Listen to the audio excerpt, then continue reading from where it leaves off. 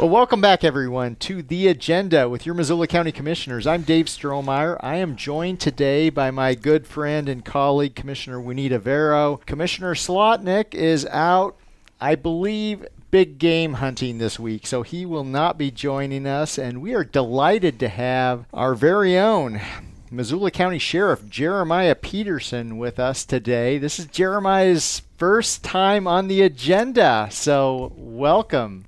Thanks for joining us. Great. Yeah, just start off, introduce yourself, where you're from, give us some professional background tidbits. Well, thank you very much. I appreciate the opportunity to be here today, Dave and Juanita. Again, my name is Jeremiah Petersen. I'm the Missoula County Sheriff. I grew up in Frenchtown, Montana, attended Frenchtown High School, class of 1994, go Bronx. From there, I attended the University of Montana, and I did attend Montana State for a little short time as well. Both of them. I did. What did you do in both? Which was the better of the two? Well, I am a Grizz fan. Let's just put it that way. Okay. Go Grizz. No, my time at both universities was really good, and I think I learned from both of them. I graduated from the University of Montana with a degree in sociology, and I was hired by the former Sheriff Doug Chase in January of 2002 as a deputy sheriff, and I have worked for the sheriff's office since. I did about 15 years in the patrol division, where I held a variety of different roles. I was a field training officer, I was a search and rescue coordinator, I was a corporal, I was a patrol sergeant, and I think I tried to diversify myself as much as I could to learn as much about the sheriff's office as I could, and I was selected to be the task force commander in the fall of 2016 at the Missoula Drug Task Force, and I held that role for 3 years. And then I was promoted to captain in 2019, and I was assigned to be the operations captain at the jail. And I held that role until I was elected as sheriff. So I've done a lot of different things here at the sheriff's office, and again, I don't know that makes me the most qualified, but it certainly has given me a lot of different perspectives on what the sheriff's office does and how it operates to keep our public and our community safe.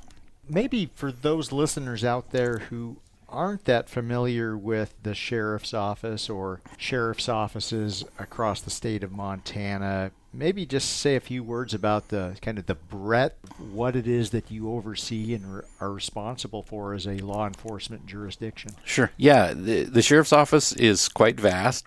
We have two main areas. We have deputies that are based out of the courthouse in downtown Missoula that are on the second floor, and then we have detention officers that are based out on Mullen Road, and they are in charge of those that have either been convicted of crimes or those that are awaiting their time in court, and that's at the Missoula County Detention Center. We have approximately 120 when fully staffed at the detention center, and then downtown we have 60 deputies, which includes myself and the undersheriff, again, when fully staffed. And obviously at the detention center, they're charged with ensuring that those individuals that are in the criminal justice system are being held safely and humanely. And that in itself is a small city. We hold just shy of 400 individuals there. And we also have a juvenile wing, which there's only 3 in the state of Montana, here, Cascade County, and Yellowstone County. And so we house juveniles for Missoula County, but we also house them for surrounding jurisdictions. And then downtown, 2 main areas. We have patrol deputies who respond to calls for service. And they drive the black and white cars. If you live outside the city limits and you call 911 for a variety of reasons, that's who you're going to get initially. And then we also have a detective division. They do follow-up on most felony offenses and some misdemeanor offenses. And within that, we also have some specialized areas. Oh, wait, can you go back to the difference between felony and misdemeanor? To keep it really simple, the seriousness of the offense. The seriousness of the offense. And that includes, the monetary fines and or the length of incarceration that may be a potential sentence with those. If you're talking monetary amount, $1,500 is the bar for anything $1,500 or more is a felony offense, and under is a misdemeanor offense. Thank you. Sorry about that. Keep going. Yeah, within the sheriff's office, we also have some specialized areas. We have school resource officers that are assigned to the schools. We have a courthouse a deputy. We have individuals that serve civil process papers, and that in itself is kind of a monumental task. Just like driving around the entire county trying to find people and serve them papers? Yeah, and I'm not going to go over the list, but this is just the list of papers that they serve. This is a long list that Sheriff Petersen is holding up here. Yeah, it really is incredible the amount of paperwork that is generated through our civil process We've got office. parenting plans, subpoenas, summons, small claims, complaints, abandoned dissolution. vehicles. How is it that the sheriff's office got saddled with this sort of responsibility? That's a really good question, Dave. I have learned over the last several months that a lot of different things fall onto the sheriff's office. And I think that's one of the things when, we get people that are concerned about, say, speeders, for example, in neighborhoods, and they want extra patrol, which we want to give them, and we want to make the neighborhoods as safe as possible. But we have a finite number of deputies that work for us, and they do such a vast array of things that sometimes they have to prioritize what is the most important and what they're going to go to. And so prioritizing and making the best use of their time. So there's a lot of different things that fall within the duties of a sheriff's deputy. Can we go back to when you were a sociology student? Did you know that you wanted to go into law enforcement? To be honest, and I know it's going to sound silly, but one of my favorite shows was Cops. And I actually started liking that when I was in high school. It was very appealing to me. What appealed to you? The variety and the constant change. And I will tell you that I worked 15 years on patrol, and I really, really enjoyed it. And I think that's what I enjoyed the most, is that variety. Every day is a blank slate. When you get in your car and you start working, you never know what calls you're going to get. And there are some days when it's a little bit slower, and there are other days when it's super chaotic and super stressful and super hectic, and you literally go from call to call to call. We work a 12-hour shift, and sometimes it would be, you'd be 11 hours in and you're like, I haven't taken a break, or, and it just goes so fast. And so that's what I really liked, is that variety. And again, we do have some adrenaline spikes and dumps. Just like our position. Right. Yeah. Throughout our day and night. And so I think that, adds a little bit of excitement to it. When I first got hired, I had a senior officer tell me that it was like NASCAR with guns. I wouldn't quite say that, but, we do get paid. I've done some ride-alongs, and it can seem like that. Yeah. And we sometimes do drive fast, although now that I've gotten older, sometimes we drive faster than we should. But the reality with that is we cover such a vast area, and we do it with such a few number of people, that I think that's one of the reasons why people drive fast, is because we do a lot on our own. And so you might, have a deputy that's on a call for 15 or 20 minutes by themselves while somebody's driving 100 plus miles an hour to get there that entire time. And so that, certainly can be a hurdle, and I'll just compare a little bit to the city officers. Not only do they generally have more numbers working, but they're within a much smaller area geographically. And so, their backup is quite often much, much closer. No, I did, when I was in college, I did think that it was something that I wanted to do, and I felt very fortunate when I applied, because there were a lot of applicants. I had no experience. So I feel very fortunate that I got the chance. And you went right into patrol. You didn't spend any time at the detention center so when you first applied? when I first got hired, we had to do a week at the detention center. And so I spent a week there, and which didn't hardly scratch the surface of what goes on there. That place, like I said, it's a small city, and it operates very, very efficiently with the number of people that that they're charged with taking care of. Did you have any preconceived notions going into it? I think the biggest thing that I had a hard time adjusting to as a deputy going to calls is not believing everyone, because I did. Yeah. I distinctly remember the very first call I was on and listening to one side tell their version of what happened, and I was like, that sounds reasonable. And then I went and listened to the other side, and I was like, that sounds reasonable too. And then it dawned on me, I'm like, somebody's not being truthful with me, because I think I was a little naive at the time. I'd gone to college, but then when I was in college, I drove a dump truck and worked for a gravel company, and then I did that for a year before I got this job, and I was 25 years old. And, and I think I was just a little naive that, why would you lie to the cops? Right. So rumor has it that same phenomena occurs from time to time in Washington, D.C., in the U.S. Inconceivable. Congress. Yeah, I know, as crazy as that is. But yeah, I want to just go back again to the beginning of your career. So myself, having a couple kids who are either in college or thinking about college, is sociology a pathway for law enforcement? Yeah. So at the time, the University of Montana didn't offer a criminal justice degree. So it was sociology with an emphasis in justice studies is what it was called. And so, yeah, there were several courses that were geared towards law enforcement. Was it specific? No. But I think, the study of sociology dealing with people, I think is huge and very crucial in law enforcement. Being able to communicate is vital, in our line of work. And again, going back to especially in areas where you don't have a ton of backup, quite often, your ability to de-escalate a situation and to, keep it calm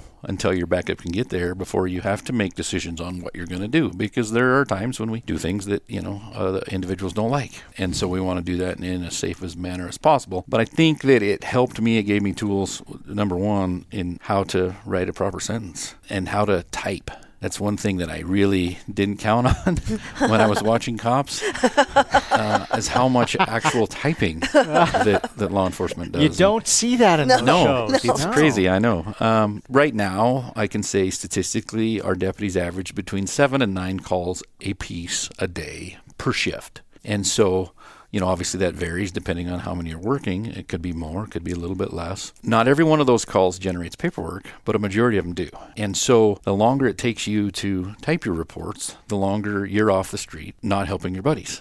And so they're essentially covering for you. And so, you'd be amazed at how fast some cops can type. Especially when you look at them, you're like, I don't think that person can type fast. And they can. And I've seen a few of them that still do the hunt and peck method, but they're very proficient at it. And so I think that those things, as far as going to college, certainly helped me.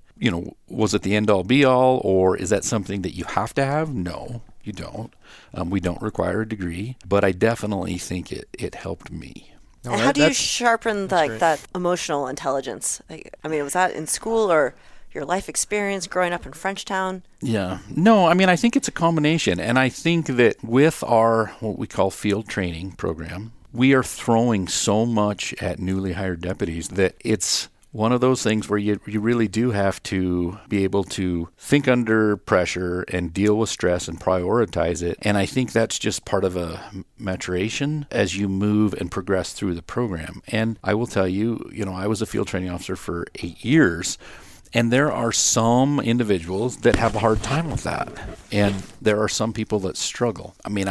Looking back now, I wouldn't want to have to go through that program again. I know it was super stressful for me just because, and you've probably heard the term, you're a jack of all trades, a master of none. And to a degree, deputies especially really are. Because, after 5 o'clock, if there's a dog problem, call the sheriff's office. If there's a livestock problem, call the sheriff's office. If there's a fish and game problem, call the sheriff's office. And so we deal with so many things, and quite often, you might deal with one little thing one day, and then you might not deal with it again for another year or 2 years. But then you might 2 years later find yourself dealing with that. So you have to know just a little bit. So in a long way of answering your question, for me, it was just time and, realizing that unfortunately I was a little naive, and I guess you become more worldly. Yeah, not everybody is going to tell you the truth. Yeah, that is for sure. Well, Jeremiah, you've said a few times, or made reference a few times to the vastness of Missoula County and just the different nature of law enforcement within a city like Missoula and Missoula County as a whole. One thing that I'm sure you've heard about many times, and certainly we have, is the desire for more law enforcement saturation around the county, particularly in rural areas where if you're seeing a problem, that becomes all-consuming for you, even though in the grand scheme of things, the crime rate in Condon might not be off the charts, but it may seem that way to you based on what you're seeing right in front of you at any point in time. I know you've taken some steps to address concerns about coverage in one of the most far-flung places of Missoula County, the Sealy Swan. What have you done there, and what is on the horizon? Yeah, so that's a great question. Thank you. Sealy, Swan, Condon area. So we split the county into what we consider geographic zones, are what we call them. And I will just refer to the Potomac, Sealy, Condon area as Zone 5. For years, we have had resident deputies. I can't tell you exactly when that started. I do know Sergeant Bob Parcell, who is currently a resident. I think he's been there for 33 years. But with that resident program, that's somebody that actually lives within the community. And it's been super successful. It's been a really good thing. Unfortunately, over the last several years, the interest in people wanting to be resident deputies and to live in those little more remote areas has gone down. But I think the biggest hurdle that we've run into is the lack of affordable housing for deputies to live in those areas. And especially, the Sealy Swan, it's a beautiful area. There's lots of recreation opportunities. And I think we're seeing, the people from outside of our area want to capitalize on those. And so that's just driven the prices up. With that being said, when I took over as sheriff, we had 3 slots allotted for resident deputies in that area. So one of those spots was open, and then about 6 months in, one of those individuals retired. Did 25 plus years, and so well-earned retirement. And so currently Bob Parcell is the only resident deputy that we have. So in an attempt to try and bolster that coverage, I worked closely with our patrol captain and the undersheriff, and we came up with a plan. We have a temporary duty assignment is what we're calling it. It's for a year, and it's for a deputy to work 4 10-hour shifts. And during the school year, that's mainly a day shift. We want that school coverage. It's super important to us. And then with that, we have bolstered the patrol teams. Each team now currently has 7 individuals on it. Back when I was on patrol, there were 5. And, at some point that got bumped to 6. Now we've bumped it to 7. And that thought with that 7 is that every day and every night there will be an individual from Missoula that will drive to Sealy. And so we will have 24-hour coverage, day and night, with those patrol teams. And then during the daytime, that will be augmented by Sergeant Parcell on one end of the week, and then the other deputy, it's going to be Mike Sunderland. He was selected through a process. Oh, great. And he will work the other end of the week. And so there will be more coverage in the Sealy Swan than there ever has been. We don't like change, most of us, just as humans. And I think a lot of people felt like they were not going to get the coverage that they had always gotten. And the reality is the coverage they had always gotten was 10 hours a day and then subject to call out. Now, both Sergeant Parcell and Deputy Sunderland, they're subject to call out as well. But we are going to have 24-hour coverage, which has never happened there. And I think that, you pointed out, Dave, does the call volume necessarily justify that much? Probably not. It doesn't. But the remote nature of where those areas does, in my opinion, justify. And especially if anyone traveled to Sealy this summer and had to sit in construction, there's only a couple ways in there, and that definitely could hinder, a response from deputies running from Missoula. And so, we're trying to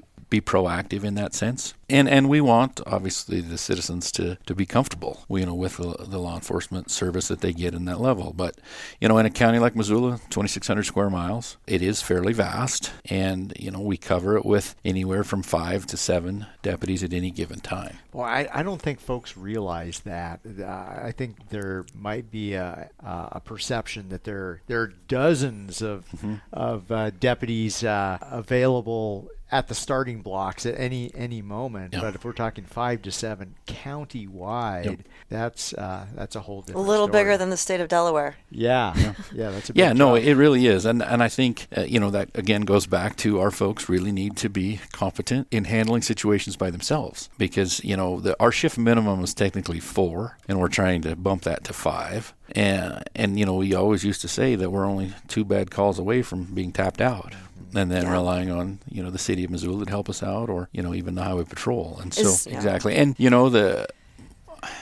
I've looked at the crime rates and the trends and calls for service over the last several years. Jeremy and I have. They are busier, but I think the biggest thing that we're seeing is the nature of the crimes are more violent. And that's what's concerning, persons crimes, or, the ag assaults. We're fortunate here. We don't see a lot of murders, but we do see enough, in my opinion, and we certainly don't want to see more, and we've definitely seen that number go up over the years. But I think, those violent assaults and, and the robberies and the gun calls, those have gone up in nature, and that's what's concerning, especially when you have, individuals working by themselves. Yep. In your time as sheriff, what have you found surprising in your new role, or at least since January? Yeah.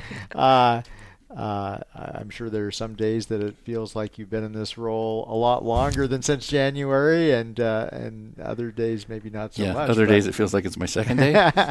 Yeah, no, for sure. Well, that's a good question, because I really thought when I took over that I had a pretty good base knowledge, and probably to a degree I did, but I think that the thing I didn't realize is how much stuff does fall on the sheriff. And there's a lot of little things, the juror summons issue that, in statute, talking about the sheriff serving juror summonses that people that don't want to respond to jury duty. And tell. How does this play out? I usually respond. So. Yeah, and a lot of people do, and the clerk of court really appreciates it, and so do I now. We were made aware at the end of August that when people don't respond to their juror summonses, the clerk of court will send a certified list to the sheriff's office, and then the statute actually says the sheriff will personally serve. Personally? Yeah, personally. As in you? Right. Thankfully, I can designate. Oh, okay. But that has been kind of a monumental task that we've been tackling the last couple of months, because we found that any given week there's up to 3 jury pools that are out, and about a third of those individuals aren't responding, and so it can be up to 150 a week that 150 people a week that you have to. We're trying to find. Are you physically going to their homes? We are. Seriously? Yes, and so that's been a huge burden, I will say, on our staffing, just because, again... And that's not something that can be contracted out with it some... It could at some point. Agency? Yeah. No, it absolutely could. I think we could do civilians. But again, it was kind of sprung on us. Now, I will say that this statute has been in effect for a long time, but it's not something that we had been doing here at the sheriff's office, nor had many sheriff's offices throughout the state had been doing it. And so, all 56 counties were kind of like, whoa. What do we have here? But it was brought to light in a decision out of Cascade County, and district court judge, made a ruling, and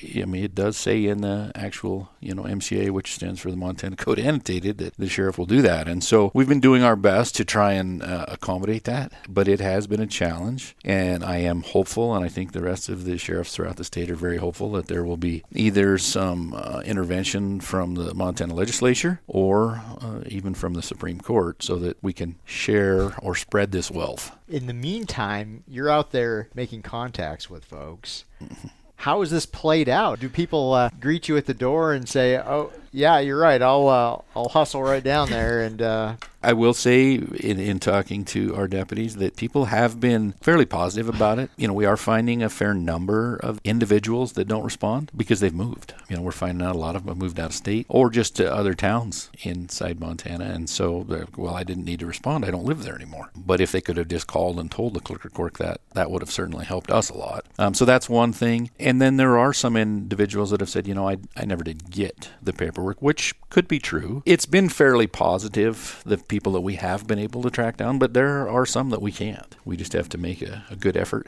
to do so. It's a worst case scenario. Someone says, "You know what? I got it in the mail. I'm not doing it." Yeah, no, and then we will convey that to the clerk of court, which will in turn convey it to the district court judge, and then it's up to the district court judge on how they want to proceed with that. It does carry a monetary fine. I don't think it carries any jail time, but that would be up to do your civic judge. Duty and respond, folks. Yeah, it really would help us out a lot.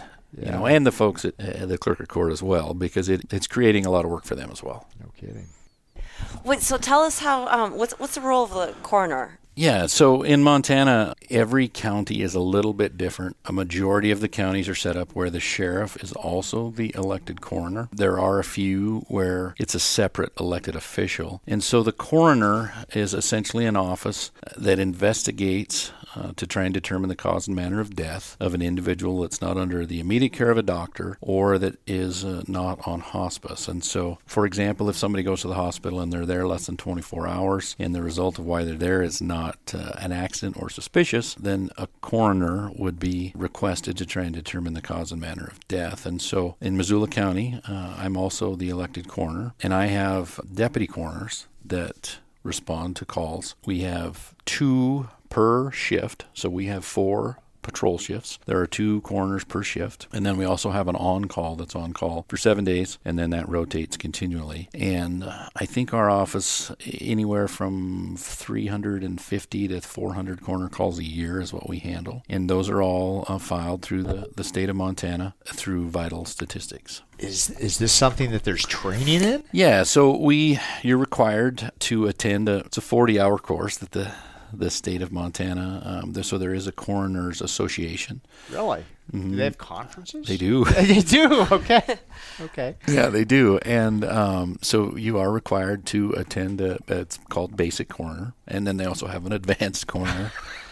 And you get coroners helping, put that training on. Quite often there's folks from the medical examiner's office. I attended one in May, and Dr. Willie Kemp, who is the chief medical examiner for the state of Montana, he put on a portion of that training. Not to be morbid, but yes, we are certainly there to try and figure out what made this person pass away. And so with the vast array of knowledge and individuals throughout the state, you hear some pretty crazy stories. But the reality is, and just so people are aware, when we're there as a coroner, we're not there looking to see if something that happened was criminal or not. We're there just simply for the cause and manner of death. The best example I can give for that is if somebody passes away in the city of Missoula, the dispatch is going to send a city officer or 2. They will determine whether or not it was criminal. If it was criminal, they will lead a criminal investigation, their detective division will. And then once that is complete, they will call for the coroner. The coroner will then come in and try and determine the cause and manner to kind of keep it separate. Now, if it's in the county, then we will have our county detectives and patrol working the criminal aspect, and then the coroner will do a separate investigation.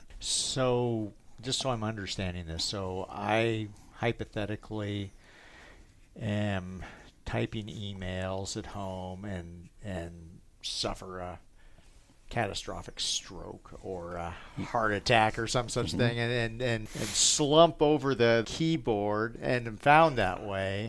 Someone then calls 911. Would a coroner be involved in that situation? Absolutely. Yep. The only time they wouldn't be is, say, you were on hospice.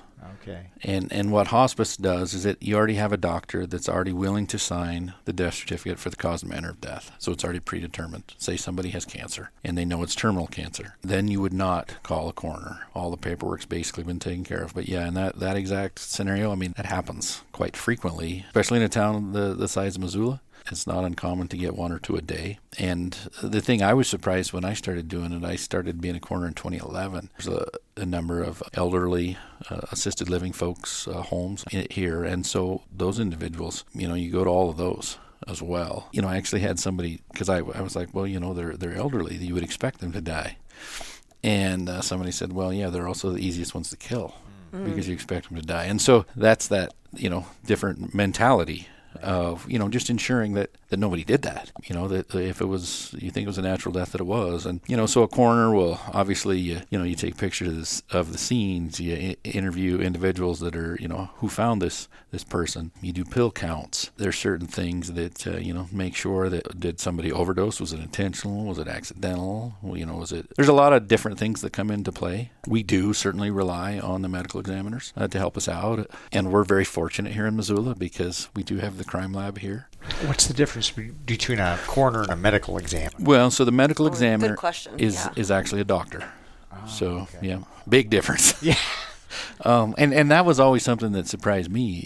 Like I said, we go to the hospital for coroner calls, and I was always like, well, I'm just this cop, and here I am talking to a doctor who has a lot more knowledge and training. But doctors there, and especially in hospitals, obviously they're trying to keep people alive, and they don't necessarily know all the ins and outs that, say, the medical examiner will. But, we work, I think, fairly well with them. Most doctors at the hospital, they don't want to sign death certificates. Some will, but most don't. It just kind of depends. But ultimately, it is our office that signs a majority of those. And we do have a chief deputy coroner. Actually, have 2 individuals filling that role just because of the sheer numbers of cases they handle.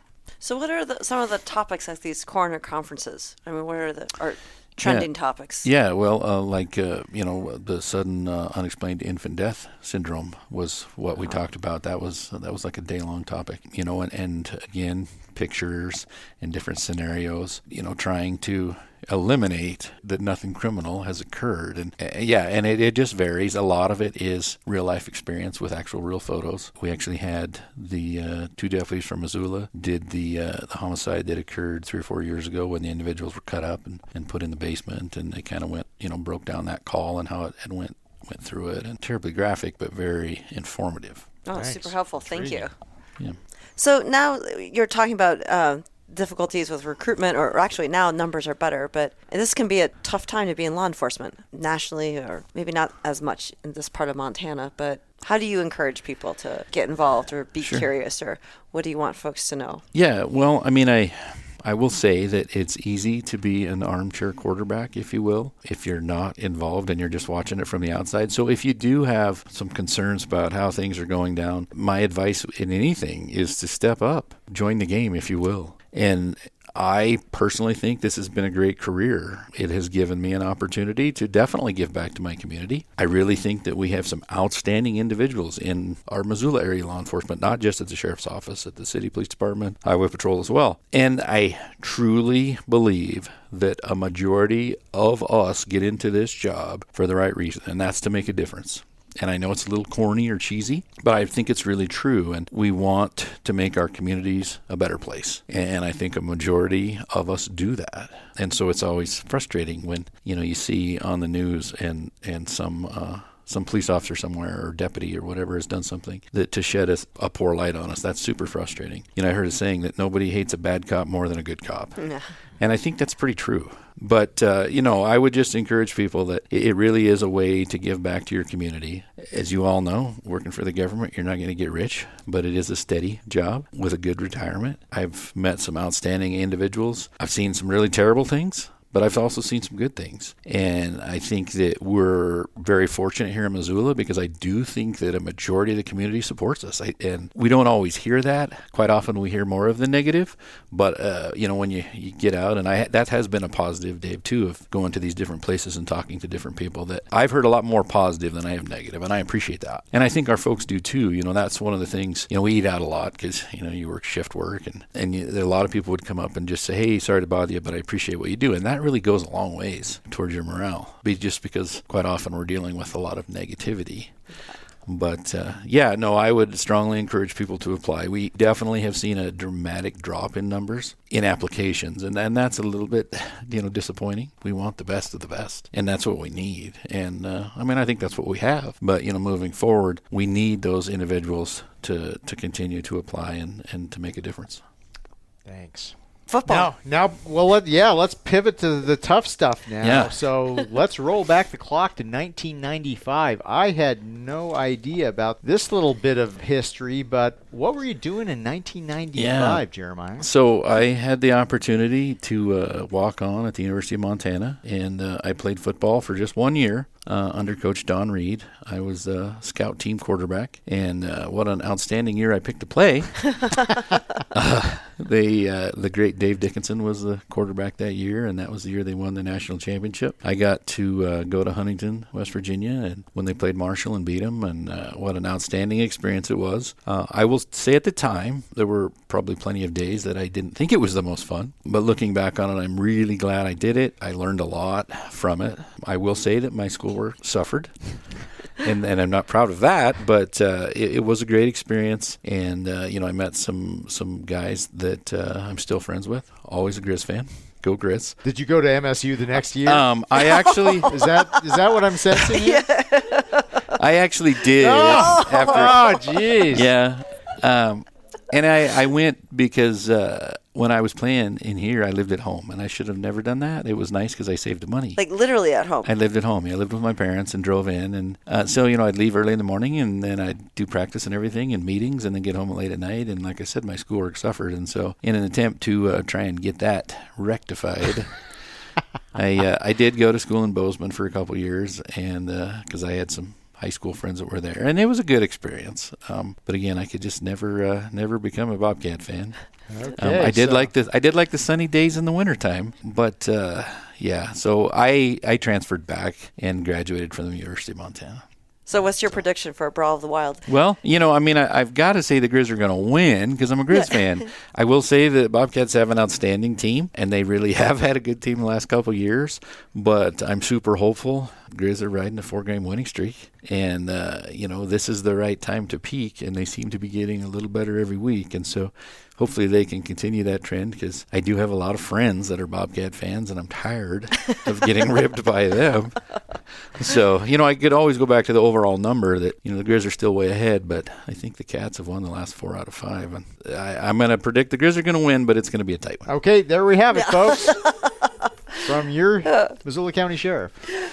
Anything we've missed? Well, I would like to put a plug out, too, for the Can the Cats this year. Yes. We are part of that, aren't we? And I know that what are we going to do to can the Cats? We are going to do better than Bozeman. Yes. Okay. Or better than the Gallatin County. Gallatin County, yes. And I know in the past they've always had a pretty strong showing, and so folks could really get out there from Missoula.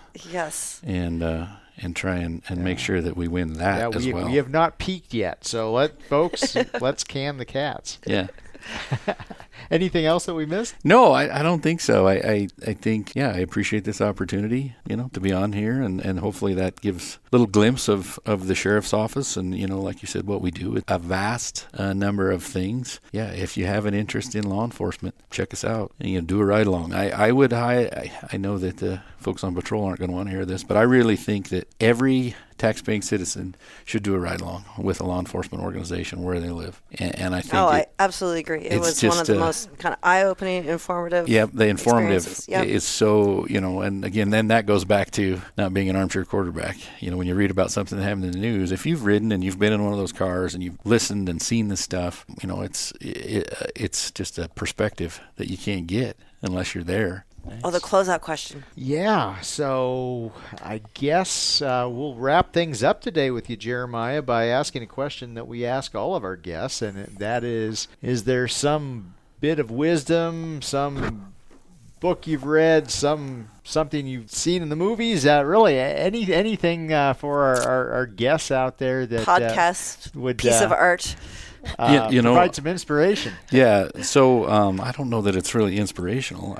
That's okay. I did recently. We set the bar low here too. So. I did recently. I'm not even sure the title of the movie. It just came out. Something the Flowers Moon. Oh. About the Osage Nation. Killers of the Flowers Moon. Yes, and I went and saw that show just within the last week, and now I want to get the book because I want to read it. And I had no idea about all the atrocities that happened, but it was an outstanding movie. It had some local Montana Native American actors in it. It's sad on the one hand because it's based on a true story, but I think it was also, I guess, a little inspirational because, the FBI, they called it the Bureau of Investigations back then when J. Edgar Hoover, right, that was spearheading it.